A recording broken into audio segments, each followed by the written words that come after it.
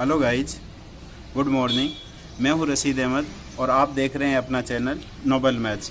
दोस्तों, competition exam की गणित के अंतर्गत आज हम बात करेंगे एचसीएफ और एलसीएम की। लेस एप है और मैस एप है। दोस्तों, एचसीएफ और एचसीएफ पे बहुत सारे क्वेश्चन आपके हर प्रकार के कंपटीशन एग्ज़ाम में आते हैं, तो मेरे साथ इस वीडियो में अंत तक बने रहिए और देखिए एचसीएफ और एलसीएम ज्ञात करने की शॉर्टकट ट्रिक्स। क्योंकि यदि हम लॉन्ग विधि से और हमारी परंपरागत तरीके से एचसीएफ और एलसीएम करेंगे तो उसमें समय लगेगा। हमें कंपटीशन एग्जाम में शॉर्ट ट्रिक्स का सहारा लेना पड़ेगा। तो मेरी इस वीडियो में आप देखेंगे अनेक प्रकार की शॉर्ट ट्रिक्स एचसीएफ और एलसीएम ज्ञात करने की।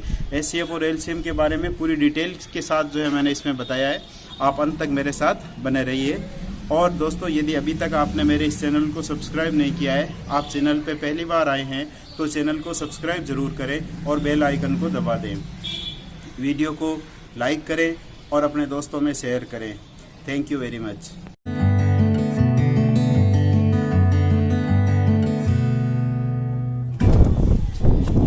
दोस्तों देखिए, महत्तम समापवर्तक एवं लघुत्तम समापवर्त्य एचसीएफ एंड एलसीएम। आज हम पूरी वीडियो में एचसीएफ और एलसीएम के कंसेप्ट को समझने वाले हैं। पूरी वीडियो में हम समझेंगे एचसीएफ और एलसीएम क्या होता है, एचसीएफ और एलसीएम निकालने की कितनी विधियां होती है, शॉर्टकट तरीके से इनको किस प्रकार से निकाला जा सकता है और इस पे किस प्रकार के प्रश्न बनते हैं। तो आइए आज हम बात करते हैं पहले एचसीएफ की।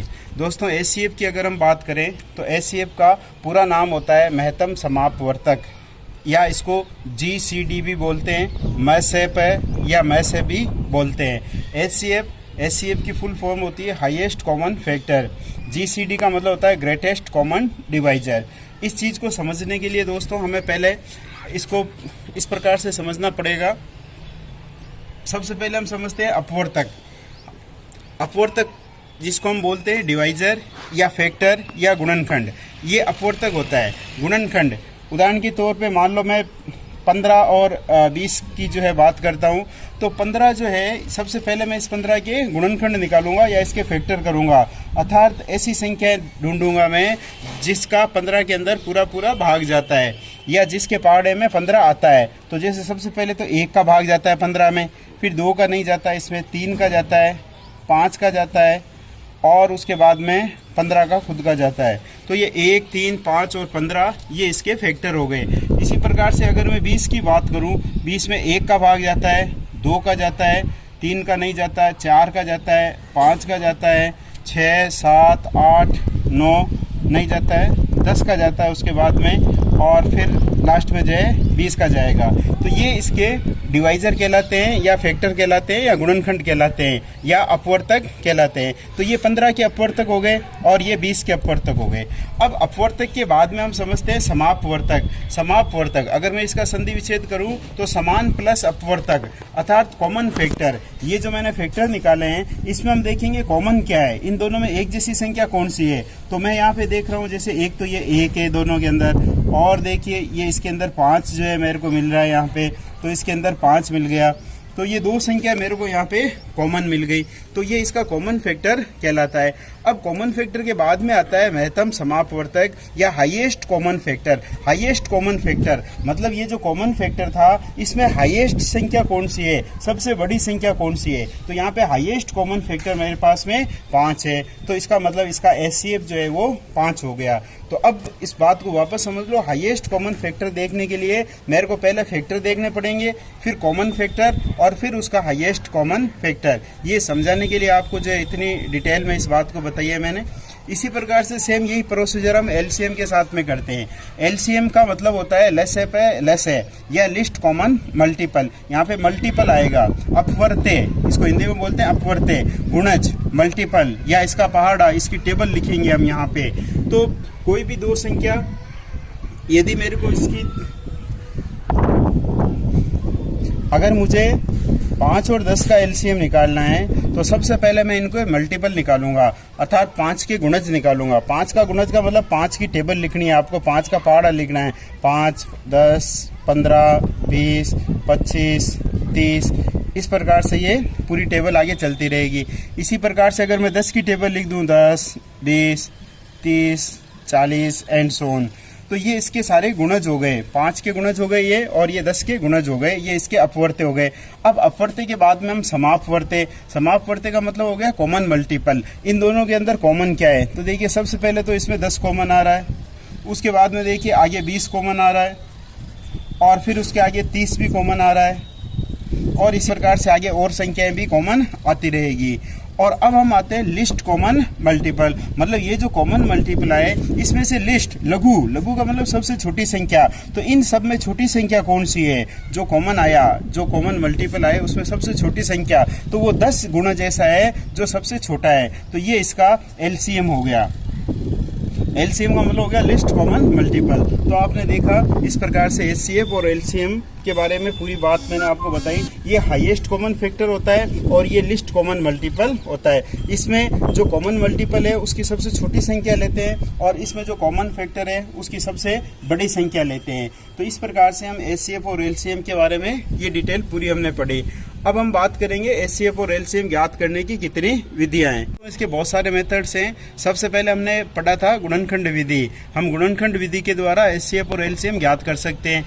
फिर एक होती है भाग विधि, इसमें हम भाग के द्वारा हम एचसीएफ ज्ञात कर सकते हैं। और अब मैं बताऊंगा आपको एक ही विधि द्वारा एचसीएफ और एलसीएम ज्ञात करना और short tricks for HCF and LCM. इन दो विधियों को यहाँ पे हम डिटेल में पढ़ेंगे। पहले इसकी थोड़ी सी चर्चा कर देता हूँ मैं। गुणनखंड विधि, इसमें आपको बताया था फैक्टर करने हैं। मान लो मेरे को 15 और 20 का एचसीएफ या एलसीएम निकालना है, तो गुणनखंड विधि जो है ये कहती है इन दोनों के जो है अलग अलग हम गुणनखंड कर लेते हैं। पहले जैसे 15 के मैंने गुणनखंड कर लिए यहाँ पे, तो ये चीज़ आ गई मेरे पास में। 20 के गुणनखंड कर लिए, यहाँ पे मैंने 2 का भाग लगाया 10 बार, 2 का भाग 5 बार, फिर 5 का भाग 1 बार। अब अगर मान लो मेरे को इसका एचसीएफ निकालना है तो मैं इसमें ये देखूंगा इन दोनों में कॉमन क्या है। तो इन दोनों में जैसे 5 कॉमन आ रहा है तो इसका एचसीएफ हो गया 5। और यदि मेरे को इसी चीज़ से एलसीएम निकालना है तो जो कॉमन आया वो तो मैंने लिख दिया, इसके अलावा जो बाकी चीज़ें बच गई थी वो भी लिख दूंगा मैं। 2 × 2 × 3 ये लिख दूंगा। ये हो गया 10, 20 और 20 3 60। तो ये एलसीएम हो गया इसका 60। तो इस प्रकार से गुणनखंड विधि के द्वारा हम एचसीएफ और एलसीएम निकाल सकते हैं। ये चीज़ आप पढ़ चुके हो। इसी प्रकार से भाग विधि, भाग विधि जो है एचसीएफ के अंदर ज़्यादा काम आती है जब दो संख्याएं दे रखी होती है, चाहे बड़ी बड़ी संख्या है, कई बार बड़ी संख्या आ जाती है बहुत ज़्यादा, जहाँ गुणनखंड विधि काम नहीं आती। तो हम भाग विधि के द्वारा मैं इसी सवाल को जो है भाग विधि से करके बता देता हूँ। इसमें हम छोटी संख्या का बड़ी संख्या के अंदर भाग लगाते हैं। पहले जैसे 15 का मैंने 20 में भाग लगाया, ये एक बार भाग चला गया और यहाँ पे 5 शेष बच गए। अब मैं इस 5 का भाग लगा देता हूँ 15 के अंदर। 5 का भाग 15 में आपके 3 बार चला गया और शेष 0 हो गया। तो हमें तब तक इसमें भाग लगाना है जब तक कि शेषफल 0 नहीं आ जाए। तो लास्ट में मैंने 5 का भाग लगाया तो इसके अंदर एचसीएफ जो है हमारा 5 हो जाएगा। ये एचसीएफ के अंदर भाग विधि काम करती है। अब दोस्तों एक नई चीज़ हम देखते हैं, एक ही विधि के द्वारा एचसीएफ और एलसीएम कैसे ज्ञात कर सकते हैं। आपके एग्जाम में, कंपटीशन एग्जाम में यदि कुछ संख्याएं दे रखी है और उन संख्याओं का यदि आपको एचसीएफ और एलसीएम दोनों ज्ञात करना है। मान लीजिए मेरे को 4, 8, 16 3 संख्याएं दे रखी है और आपको कह दिया इसका एचसीएफ और एलसीएम ज्ञात करो, दोनों ज्ञात करना है। तो हम एक ऐसी ट्रिक देखने जा रहे हैं जिस एक ही विधि के द्वारा हम इसमें दोनों चीज़ ज्ञात कर लेंगे। देखिए इस प्रकार से हम ज़्यादातर जो है एलसीएम करते हैं, लेकिन मैं इस विधि के द्वारा आपको एचसीएफ भी बताऊंगा। सबसे पहले हम इसमें एक अभाज्य संख्या का भाग लगाते हैं। ध्यान रखिए अभाज्य संख्या का भाग लगाना है जिसका तीनों के अंदर भाग चला जाए, ऐसी अभाज्य संख्या। तो मेरे को यहाँ पे दिखाई दे रही है 2 का जो है मैं भाग लगा देता हूँ तीनों के अंदर। तो इसमें मैंने 2 का भाग लगाया, इसमें 2 का भाग लगाया और इसमें 2 का भाग लगाया। अब देखिए फिर कोई अभाज्य संख्या है क्या जिसका तीनों के अंदर भाग जा रहा है। तो यहाँ पे मेरे को फिर 2 दिखाई दे रहा है जिसका तीनों में भाग जा रहा है। तो इस 2 का इसमें भाग गया, इसमें 2 बार और इसमें 4 बार। अब देखिए यहाँ पे ये 3 संख्या आ गई। अब ऐसी कोई अभाज्य संख्या नहीं है जिसका इन तीनों के अंदर भाग चला जाए। 2 का इन दोनों में जा रहा है लेकिन इसमें नहीं जा रहा है। इसका मतलब अब हमारे पास में ऐसी कोई भी अभाज्य संख्या नहीं बची जिसका तीनों में भाग जा रहा है। तो ये जो चीज़ आई है ये आपके एचसीएफ आ गया। तो यहाँ पे एचसीएफ बराबर आपके हो गया 4। इन दोनों को गुणा कर लिया मैंने 2 × 2, तो ये एचसीएफ आ गया। अब इसी विधि को आगे करते हैं और एलसीएम निकाल देंगे। अब इसमें फिर 2 का भाग लगा दिया मैंने, ये आ गया। फिर 2 का भाग लगा दिया। जब तक 1 1 1 नहीं आ जाए तब तक हम भाग लगाते जाएंगे और इन सबको गुणा कर लेंगे तो ये आपके एलसीएम आ जाएगा। 4 8 8 दूनी 16। तो ये आपके एलसीएम आ गया। तो देखा आपने एक ही विधि के द्वारा हम एचसीएफ और एलसीएम किस प्रकार से ज्ञात कर सकते हैं। अब हम देखते हैं एचसीएफ और एलसीएम ज्ञात करने की शॉर्ट ट्रिक्स। तो दोस्तों ये कंपटीशन एग्जाम के अंदर यही विधि आपके काम आने वाली है, क्योंकि कंपटीशन एग्जाम में समय का महत्व होता है, आप कम समय में अधिक सवाल कर सको, यही जो है उसमें काम की बात होती है। तो अब हम देखते हैं shortcut tricks for HCF and LCM. दोस्तों देखिए, पहले मैं एलसीएम निकाल करके बताता हूँ आपको शॉर्ट ट्रिक के द्वारा। मान लो आपके पास में कोई भी संख्या है, 3, 4, 5, 1, 2 जितनी भी संख्या है, इस प्रकार से कुछ संख्याएं हो सकती है, और आपको कह दिया इसका एलसीएम कितना होगा। देखिए यहाँ पे एक छोटा सा उदाहरण लिया। एलसीएम के अंदर आप क्या करना है दोस्तों, इसमें से सबसे बड़ी संख्या को लेना है। सबसे पहले ये जो संख्या दी गई है इसमें हम सबसे बड़ी संख्या को देखेंगे, और अब आपको ये देखना है ये संख्या इनमें से किससे कट रही है, और जिससे कटती है उसको मैं काट देता हूँ। जैसे देखो 7 से जो है ये 28 कट रहा है, तो इसको मैंने काट दिया, और ये 14 से जो है 28 कट रहा है, तो इसको भी काट दिया। इसका मतलब 28 जो है इन दोनों से कट गया, तो यही इसका एलसीएम हो गया। तो इसका एलसीएम बराबर हो जाएगा 28। सबसे बड़ी संख्या पकड़नी है आपको, उसके बाद में देखना है बाकी दी गई संख्याओं से ये संख्या कटती है या नहीं कटती है। अगर कटती है तो आप उससे काट दीजिए, और अगर नहीं कटती है तो फिर हम इसका आगे पहाड़ा लिख करके देखेंगे किससे कटती है। जैसे एक और उदाहरण लेता हूँ मैं, मान लो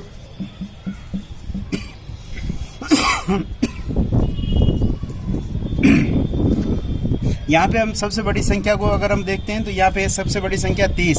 अब मैं देखूंगा 30 किस किस से कट रही है। 30 इस 5 से कट रहा है, तो इसको काट दिया मैंने। 30 जो है 15 से भी कट रहा है, तो इसको भी काट दिया। अब ये 20 बच गया। 20 से जो है 30 नहीं कट रहा है। अगर नहीं कट रहा है तो फिर मैं इस 30 का जो है पहाड़ा देखूंगा। 30 दूनी 60, तो क्या 60 जो है इस 20 से कट रहा है, तो ये कट रहा है इससे, इसका मतलब ये इसका एलसीएम हो जाएगा। तो एलसीएम बराबर यहाँ पे हो गया आपके 60। अब आपको सारी संख्याओं को काट के नहीं देखना है, जो शेष बच गई उसी को जो है इस पहाड़े से काट करके देखना था। देखो एक और उदाहरण ले लेता हूं मैं। छोटे छोटे उदाहरण ले रहा हूं ताकि ट्रिक आपके समझ में आ जाए, फिर आप इसको बड़ी संख्याओं पर भी लागू कर सकते हो। यहाँ पे 4 संख्याएं दे रखी है, आपको इसका एलसीएम निकालना है। सबसे बड़ी संख्या यहाँ पे 12 है। 12 को मैंने 4 से काटा, ये पूरी कट गई। 6 से काटा, ये भी कट गई। अब 9 से जो है 12 नहीं कट रहा है। अगर नहीं कट रहा है तो फिर मैं 12 का पहाड़ा लिखूंगा। 12 12 दूना 24। क्या 24 इस 9 से कट रहा है? नहीं कट रहा है। एक बार और आगे बढ़ूंगा मैं। 12 36। 36 जो है इस 9 से कट रहा है, तो इसका मतलब इसका एलसीएम हो गया 36। तो इस प्रकार से आप किसी भी संख्या का एलसीएम निकाल सकते हो। और देखिए एक और उदाहरण ले लेता हूं मैं, एक अलग प्रकार का उदाहरण ले लेता हूं। यहाँ पे देखिए बड़ी संख्या है 10। 10 जो है इस 2 से तो कट रहा है, तो ये मैंने काट दिया। अब 7 से नहीं कट रहा है, तो दोस्तों यहाँ पे देखिए एक और हम ट्रिक काम में ले लेंगे। ये 7 जो है एक अभाज्य संख्या बच गई हमारे पास में। तो अगर कभी आपके पास में अभाज्य संख्या बच जाए तो आप इन दोनों को डायरेक्ट गुणा कर दीजिए, यही आपका जो है एलसीएम हो जाएगा। अभाज्य संख्या अगर बच गई तो अब आपको इसका पहाड़ा लिखने की जरूरत नहीं है, डायरेक्ट इन दोनों को गुणा कर दोगे तो ये इसका एलसीएम हो जाएगा। मेरी बात को और जो है मैं बता देता हूँ आपको। जैसे ये मैंने बना दिया 5, 13 और 15। अगर मैं इसकी बात करूं तो यहाँ पे देखो 15 बड़ी संख्या है, इससे मैंने काट दिया तो ये 5 तो कट गया। अब 13 बच गया। 13 जो है आपके एक अभाज्य संख्या है, तो इसका मतलब मैं इन दोनों को गुणा कर लूंगा, ये 195 आ जाएगा और ये इसका एलसीएम हो जाएगा। तो आपने देखा दोस्तों शॉर्ट ट्रिक से हम किस प्रकार से एलसीएम याद कर सकते हैं। कितनी भी संख्याएं दे रखी हो आप इसका जो है एलसीएम निकाल सकते हो। अब हम देखते हैं एचसीएफ निकालने की शॉर्ट ट्रिक्स। यही विधि जो अभी बताई इसी का लगभग जो है मिलता जुलता जो है ये रूप है इसका। अब मान लो मेरे को 5, 15, 20 और 30 ये संख्याएं दे रखी है और हमें इसका एचसीएफ ज्ञात करना है। तो जैसा ही दोस्तों हमने एलसीएम में देखा था सबसे बड़ी संख्या, उसी प्रकार से एचसीएफ में हम सबसे छोटी संख्या को लेकर के चलेंगे। सबसे पहले हम देखेंगे दी गई संख्याओं में से सबसे छोटी संख्या कौन सी है। तो यहाँ पे मेरे पास में जैसे 5 है। अब मैं देखूंगा इस 5 से कौन कौन सी संख्या कट रही है। जो कट रही है उसको काट देता हूँ। इस 5 से जो है 15 भी कट रहा है, 5 3 15, ये कट रहा है 5 चौक 20 और ये कट रहा है 5 संग 30। मतलब इस 5 से ये सारी संख्याएं कट गई, तो यही इसका एचसीएफ हो गया आपके। तो एचसीएफ बराबर हो गया यहाँ पे 5। दी गई संख्या से अगर सारी कट गई तो ये इसका एचसीएफ हो गया। एक और देख लेते हैं हम। ये संख्या जैसे मैंने ले ली यहाँ पे 4, 6, 8, 12। अब यहाँ पे सबसे छोटी संख्या मेरे पास में 4 है। अब इस 4 से मैं इसको काट रहा हूँ तो 4 से जो है 6 नहीं कट रहा है, 4 से 8 कट रहा है, 4 दूनी 8, ये 4 3 12 ये कट गया, लेकिन इस 4 से जो है 6 नहीं कट रहा है। अब मैं क्या करूंगा, इस 4 के जो है फैक्टर करूंगा, यहाँ पे गुणनखंड करूंगा। एचसीएफ है तो गुणनखंड करने, इस 4 के गुणनखंड हो रहे हैं 2 और 2। तो अब मैं देखूंगा ये 6 जो है इसमें से किससे कट, या तो दोनों समान है इसलिए कोई सा ही 2 ले लो। तो इस 2 से जो है ये 6 कट रहा है, इस 2 से कट रहा है ये वाला 6, इसका मतलब ये इसका एचसीएफ हो गया यहाँ पे। तो एचसीएफ बराबर हो जाएगा यहाँ पे 2।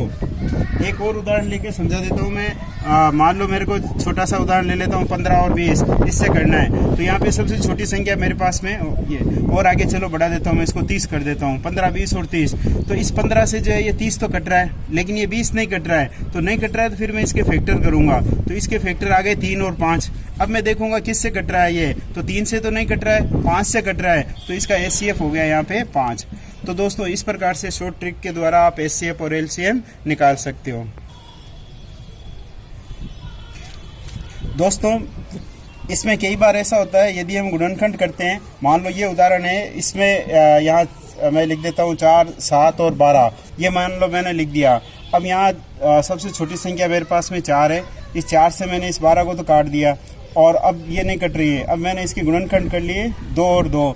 अब ये 7 जो है इन दोनों से ही नहीं कट रहा है, तो हम जानते हैं इसमें एक गुणनखंड 1 भी होता है इसका, इसको 1 × 2 भी लिख सकते हैं। तो इसका मतलब ये संख्या 1 से कटेगी, तो इसका एचसीएफ आ जाएगा यहाँ पे 1। अगर हमने फैक्टर किए और दोनों ही फैक्टर से ये संख्या नहीं कटती है, इसका मतलब वो 1 से कट जाएगी, और यहाँ पे एचसीएफ इसका 1 आ जाएगा। अगर दोस्तों कभी हमारे पास में मान लो ऐसी 2 संख्या बच गए, मान लो मैं 15 20 और 27 और 30, मान लो ये संख्या मैंने ले ली। अब यहाँ पे 15 से जो है मैंने इस 30 को तो काट दिया, अब यहाँ पे 20 और 27 2 चीज़ें बच गई। तो मैं इस 15 के फैक्टर करूँगा, यहाँ पे इसके फैक्टर हो गए 3 और 5। अब देखिए यहाँ पे एक संख्या तो 3 से कट रही है और एक संख्या 5 से कट रही है। तो ऐसी स्थिति में आपको इनको नहीं काटना है, क्योंकि ये जो हमने फैक्टर किए हैं, इस फैक्टर से एक फैक्टर से दोनों संख्या एक साथ कटनी चाहिए। जैसे 3 से ये दोनों कटनी चाहिए तो हम इसको काटेंगे, ऐसा नहीं हो रहा है। फिर 5 से हम काटेंगे, 5 से भी ये दोनों नहीं कट रही है तो हम इसको नहीं काटेंगे। इसका मतलब यहाँ पर भी एक फैक्टर हमारा 1 ऐसा है जो इन दोनों को जो है डिवाइड कर रहा है, इसका मतलब इसका एचसीएफ भी 1 आ जाएगा।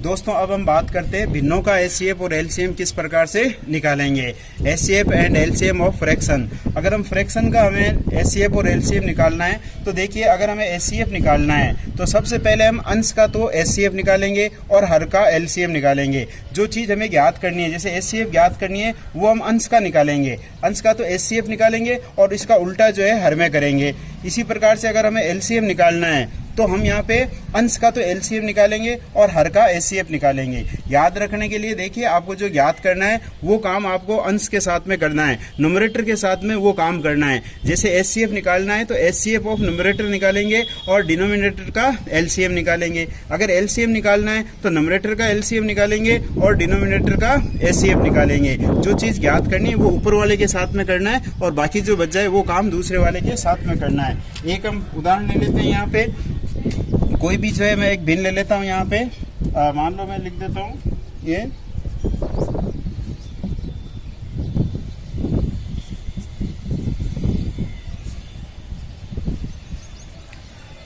ये एक भिन्न ले ली मैंने, और इसका जो है हम एचसीएफ और एलसीएम ज्ञात करके देखते हैं। सबसे पहले आइए हम देखते हैं इसका एचसीएफ। तो एचसीएफ का मतलब हो गया हमें अंश का एचसीएफ निकालना है। तो यहाँ पे 3 5 और 7 है, तो इसका हमें एचसीएफ निकालना है। एचसीएफ का मतलब क्या है, जिसका इन तीनों में भाग चला जाए। तो यहाँ पे देखिए ये अभाज्य संख्या है, इसमें किसी का भाग नहीं जा रहा है एक दूसरे में, इसका मतलब 1 का भाग जाएगा।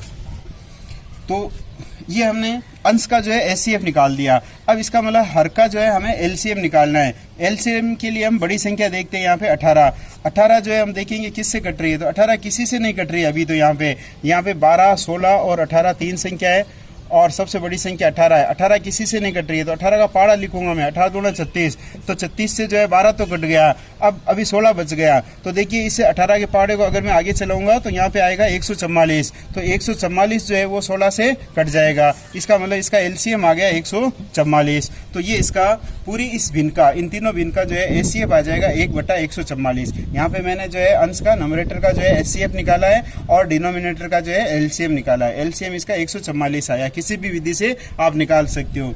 इसी प्रकार से देखिए अगर मैं मान लो इसका जो है एलसीएम निकालूं, इसी भिन्न का जो है इस फ्रैक्शन का मान लो एलसीएम निकालता हूं, तो अब मेरे को ऊपर वाली संख्या का एलसीएम निकालना है। तो यहाँ पे देखिए तीनों जो है अभाज्य संख्या है प्राइम नंबर से, इसका मतलब इन तीनों को सीधा मल्टीप्लाई कर लेते हैं। अगर हम इन तीनों को मल्टीप्लाई कर लेंगे तो यहाँ पे आ जाएगा जैसे 105, तो ये 105 तो आ गया इसका एलसीएम। और अब मेरे को डिनोमिनेटर का जो है एचसीएफ निकालना है। तो हम यहाँ पे डायरेक्ट देख रहे हैं इसमें जो है किस छोटी से छोटी संख्या का भाग जा रहा है, तो इन तीनों के अंदर जो है 2 का भाग जा रहा है, तो इसका एचसीएफ आ गया 2। तो फाइनली इसका जो है एलसीएम आ जाएगा 105/2। तो आपने देखा भिन्नों का जो है एचसीएफ और एलसीएम किस प्रकार से निकाल लिया हमने। दशमलव संख्याओं का लस्य और मस्य ज्ञात करना, HCF and LCM of decimals. Decimal वाली संख्याओं का एचसीएफ और एलसीएम ज्ञात करने के हमारे पास में 2 तरीके हैं। मान लो मेरे को एक एग्जांपल ले लेता हूँ मैं 0.06, मान लो ये कुछ संख्या हैं और इसका मेरे को एचसीएफ या एलसीएम निकालना है। तो अब आपके पास में इसके 2 तरीके हैं। आप चाहो तो इसको फ्रैक्शन में बदल सकते हो, भिन्न में बदल सकते हो और आप चाहो तो इसमें साधारण संख्या में बदल सकते हो। अगर इसको मैं फ्रैक्शन में बदलता हूँ, जैसे ये 3 है तो 3 का तो 3 हो गया, चलो 3/1 लिख देता हूँ। ये वो इसके नीचे 10 आ जाएगा, जब पॉइंट हटाएंगे तो इसके नीचे 10 आ जाएगा और इसका ये 100 आ जाएगा नीचे। ये 2 अक्षर है, इसका मतलब इसमें 100 आ जाएगा। तो ये हो गया आपके 3/1 और इसको अगर मैं काट दूँ तो 6/5 और इसको अगर काट दें तो 3/50। तो ये फ्रैक्शन हो गया। और फ्रैक्शन वाला जो पिछले तरीका मैंने बताया था उस तरीके से आप इसका एचसीएफ या एलसीएम निकाल सकते हो। अगर मैं इसके एचसीएफ की बात करूं, अगर यहाँ पे मान लो मैं इसका एचसीएफ निकालता हूँ इस फ्रैक्शन का, तो एचसीएफ मतलब ऊपर वाली संख्याओं का अंश का मेरे को एचसीएफ निकालना है। तो 3, 6 और 3, तो इसका जब हम एचसीएफ निकालेंगे तो एचसीएफ यहाँ पे 3 आ जाएगा, क्योंकि और ये अंश का एचसीएफ आ जाएगा 3 और हर का हमें एलसीएम निकालना पड़ेगा। तो 1, 5 और 50, तो इसका एलसीएम आ जाएगा यहाँ पे 50। अगर हम एलसीएम निकालेंगे तो इसका आ जाएगा 50। तो ये आ जाएगा इसका पूरे का एचसीएफ। और अगर हम एलसीएम की बात करें तो हमें इसका एलसीएम निकालना पड़ेगा। तो यहाँ पे 3, 6 और 6 का एलसीएम तो आ जाएगा 6 और 1, 5 और 50 का हमें एचसीएफ निकालना पड़ेगा। तो इसमें 1 आ रहा है, एचसीएफ यहाँ पे 1 का ही भाग जा रहा है सबके अंदर, तो यहाँ पे एचसीएफ आ जाएगा 1। तो इसका मतलब ये इसका एचसीएफ हो गया और ये इसका एलसीएम हो गया। अब अगर इसी सवाल को मैं दूसरे तरीके से करूँ, मान लो यहाँ पे आपको ये पॉइंट दे रखा है, तो यहाँ पे मैक्सिमम पॉइंट के बाद में जो है पॉइंट के आगे इसमें 1 अक्षर है और इसमें पॉइंट के आगे 2 अक्षर है। तो सबसे पहले मैं सबके आगे पॉइंट के 2 अक्षर बना लेता हूँ। ये 3 है तो इसके आगे 2 अक्षर लिख लेता हूँ। ये 1.2 है तो इसके आगे एक 0 लगा लिया और ये 0.06 है। तो ये पॉइंटों के बाद में यहाँ पे सब जगह समान अंक हो गए। तो अब इसका अगर मैं पॉइंट हटा दूं, दशमलव हटा दूं यहाँ पे, तो यहाँ हो गया 300, ये हो गया 120 और ये हो गया 6। अब हमें इन 3 साधारण संख्याओं का एचसीएफ और एलसीएम ज्ञात करना है। तो दोस्तों अगर हम इसका एचसीएफ निकालेंगे तो मैं डायरेक्ट लिख देता हूँ, इसका एचसीएफ जो है 6 आ जाएगा यहाँ पे। और अगर हम एलसीएम की बात करें तो एलसीएम आ जाएगा इनका 600 यहाँ पे। लेकिन अभी ये वास्तविक एचसीएफ नहीं आया है, क्योंकि मूल जो सवाल था हमारा दशमलव में था। तो यहाँ दशमलव के बाद में 2 अक्षर थे, यहाँ पे 6 आ रहा है, इसका मतलब 2 अक्षर के बाद पॉइंट लगाना पड़ेगा मेरे को। तो ये आ जाएगा 0.06। इसमें भी 2 अक्षर के बाद पॉइंट लगाऊंगा तो ये आ जाएगा 6.0 या 6। तो आप यहाँ पे मिलान कर सकते हो। ये एलसीएम 6 आया है, तो यहाँ पर भी देखो ये 6/1 आया था और एचसीएफ 0.06 आ रहा है। इसको अगर सरल करेंगे तो 6/100 और या 3/50, तो ये आ जाएगा 3/50। तो इस प्रकार से आप दशमलव वाली संख्याओं का एचसीएफ और एलसीएम निकाल सकते हो। चाहो तो उसको फ्रैक्शन में बदल के निकाल दो या ऐसे साधारण संख्या में बदल के निकाल सकते हो। अब हम बात करते हैं घातों का एचसीएफ और एलसीएम निकालना, HCF and LCM of composer या पावर। अगर घात वाली संख्या हो तो इसमें हमारे पास में 2 प्रकार के सवाल बनेंगे। अगर हम बात करें तो या तो जो है उनका आधार जो है समान होगा, सेम जो है बेस होगा, या आधार जो है वो असमान होगा, अलग अलग जो है आधार होगा उनका, बेस जो है वो आधार यहाँ पे जो है बेस जो है समान होगा। अगर बेस समान होता है तो ये आसान सवाल हो जाएगा। मान लो मेरे पास में ये संख्या है, इस प्रकार से कुछ संख्या लिख ली मैंने मान लो, और इसका मेरे को एचसीएफ निकालना है। तो आप याद रखना एचसीएफ के अंदर जब आधार तो चूंकि सबका समान है इसलिए आधार तो 3 का 3 आ जाएगा। अब जब एचसीएफ निकालना है तो एचसीएफ के अंदर हमें छोटी घात लेनी है। इन सब में जो छोटी घात है, स्मॉल पावर जो है वो लेनी है। तो यहाँ पे 2, 4, 5 में छोटी घात 2 है, तो इसकी ये आ जाएगा, तो ये इसका एचसीएफ आ जाएगा। और जब हम एलसीएम निकालेंगे तो एलसीएम में हमें इसकी बड़ी घात लेनी है, बड़ी घात लेनी है। जैसे यहाँ पे 3 की घात 5 आ जाएगा। तो इस प्रकार से अगर एचसीएफ छोटी घात और बड़ी घात, ये आप बीजगणित के अंदर भी काम में ले सकते हो। मान लो a² into a³ into a7 आपको दे रखा है, तो आप इसके अंदर यदि निकालोगे तो यहाँ पे देखिए एचसीएफ इसका आ जाएगा a², और अगर हम एलसीएम की बात करें तो आ जाएगा a7। तो अगर आधार समान होता है तो इस प्रकार से आप उसका एचसीएफ और एलसीएम निकाल सकते हो।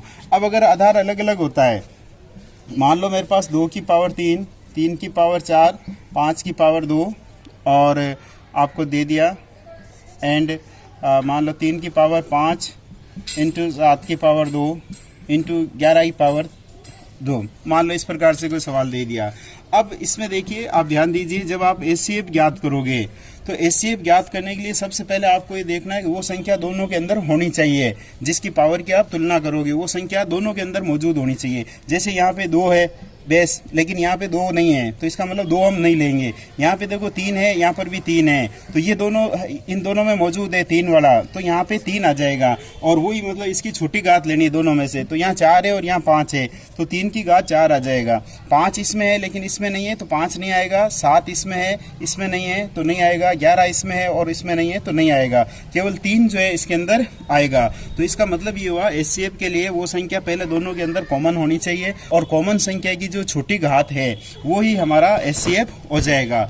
इसी प्रकार से अगर मैं इसके एलसीएम की बात करूं तो एलसीएम के अंदर आपने जो कॉमन लिया है उसकी तो बड़ी घात लेनी है। जैसे 3 की घात 4 और 3 की घात 5, तो यहाँ पे आ जाएगा 3 की घात 5, और जो बाकी संख्याएं बच गई वो संख्याएं भी आपको साथ में लिखनी है। जैसे 2 की घात 3 बच गया, यहाँ पे 5 की घात 2 बच गया, और 7 की घात 2 बच गया, और 11 की घात 2 बच गया। तो ये सारा जो है इसका एलसीएम आ जाएगा। अगर आप बीजगणित की बात करें, मान लो मेरे को a² b³ और c4 इसका, और मान लो b² c5 और यहाँ पे d6 लिख देता हूँ मैं, मान लो ये है। अब इसका यदि मेरे को एचसीएफ निकालना है तो एचसीएफ में जो कॉमन है उसकी छोटी घात, तो देखिए a दोनों में है तो इसकी छोटी घात ये आ गया a, b दोनों में है इसकी छोटी घात तो b² आ गया, c दोनों में है तो इसकी छोटी घात c4 आ गया, d यहाँ पे है लेकिन यहाँ नहीं है तो एचसीएफ के अंदर d नहीं आएगा। और जब हम एलसीएम की बात करें तो एलसीएम में a दोनों में है तो इसकी बड़ी घात आ जाएगी, b दोनों में है तो इसकी बड़ी घात आ जाएगी, c दोनों में है तो इसकी बड़ी घात आ जाएगी, और d भी साथ में आ जाएगा यहाँ पे। तो इस प्रकार से एचसीएफ और एलसीएम हम कंपोजर का या पावर वाली संख्याओं का घात का एचसीएफ और एलसीएम निकाल सकते हैं। दोस्तों, अब ये कुछ सूत्र हैं जो हमारे एचसीएफ और एलसीएम के प्रश्न सोल्व करने में काम आएंगे। जैसे पहला सूत्र मैंने लिखा, एचसीएफ और एलसीएम का गुणा दी गई दोनों संख्याओं के गुणनफल के बराबर होता है। अगर 2 संख्याएं दी हुई है उन दोनों को गुणा करें और उसका एचसीएफ और एलसीएम जो है उन दोनों को गुणा करें तो वो बराबर आएगा, ये आप जानते हो। अब इस सूत्र के द्वारा हम ये निकाल सकते हैं, देखिए यहाँ पे एचसीएफ ज्ञात करना है तो ये एलसीएम नीचे चला जाएगा, a इंटू बी बटा एलसीएम। इसी प्रकार से अगर एलसीएम ज्ञात करना है तो a इंटू बी बटा एचसीएफ। a इंटू बी का मतलब हो गया 2 संख्याओं का गुणनफल। अगर 2 संख्याओं का गुणनफल डायरेक्ट दे रखा है तो उसमें एचसीएफ का भाग लगा देंगे तो एलसीएम आ जाएगा। और अगर 2 संख्याओं का गुणनफल नहीं दे करके दोनों संख्याएं अलग अलग दे रखी है तो हम उनको गुणा करके ऊपर लिख देंगे और नीचे एचसीएफ लिख देंगे। इसी प्रकार से यहाँ से आप, अगर आपको मान लो एक संख्या दे रखी है और दूसरी संख्या ज्ञात करनी है और एचसीएफ और एलसीएम दे रखा है तो आप ये सूत्र भी बना सकते हो। यहाँ पे ये एचसीएफ और एलसीएम ऊपर आ जाएंगे गुणा में, और उसमें पहली संख्या का भाग देने पर आपके पास में दूसरी संख्या आ जाएगी।